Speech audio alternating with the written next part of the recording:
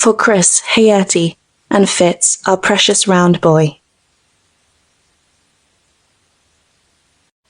Author's note. This book, whilst being a fluffy, cozy fantasy romance with an HEA, does have its darker moments. There is reference to the past death of a parent by cancer and their cancer treatment. There is death of a pet off-page, alluded to through a flashback. I pinky promise this bit has a happy ending. You'll have to trust me. There is discussion of homophobia and suggestion of sexually explicit images being shared publicly.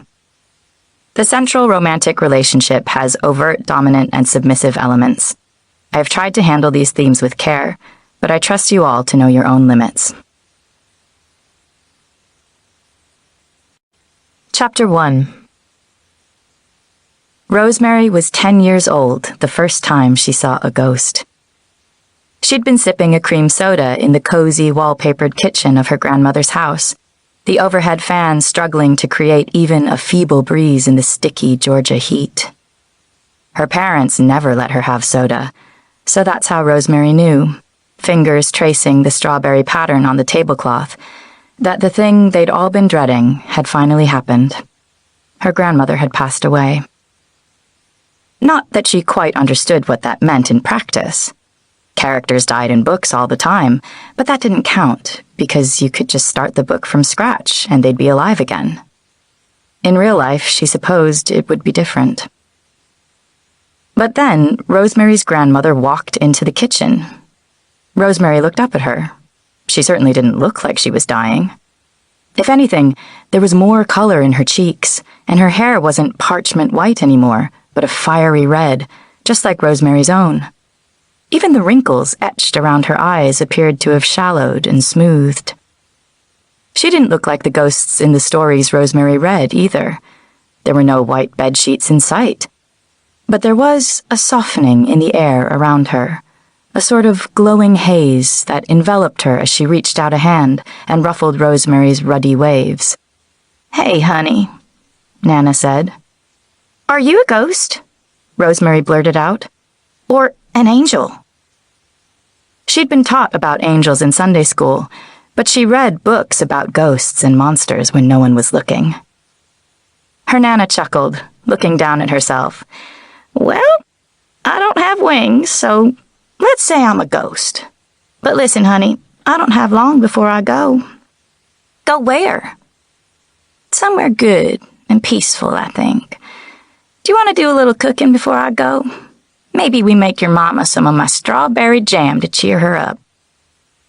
She pulled Rosemary out of her chair with arms much stronger than she remembered. Years, and many ghostly experiences later, Rosemary would understand that this was because her grandmother had died only moments before. Tying an apron around Rosemary, Nana instructed her to fetch some measuring bowls from the cupboards and to grab a fresh punnet of strawberries from the fridge.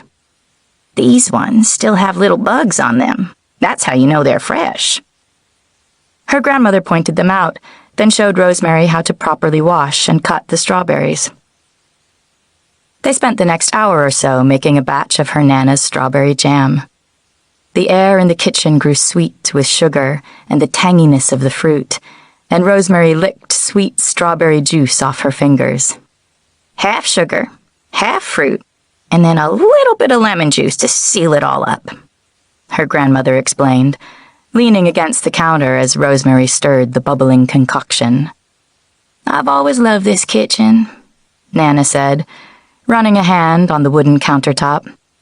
"I used to bake with your mama here all the time when she was as little as you." "I'm not that little." "Of course not, honey." Her Nana looked wistfully out of the window to the overgrown yard. "You see that tree? The short, stubby-looking one?" "Mm-hmm."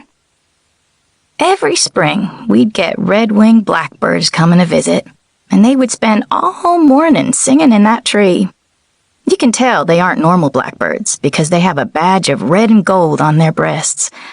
Such pretty birds. You tell your mama, that's where I want to be." Rosemary's grandmother had been a bit of an amateur ornithologist in her time, a hobby which Rosemary's mama thought was a little silly, but Rosemary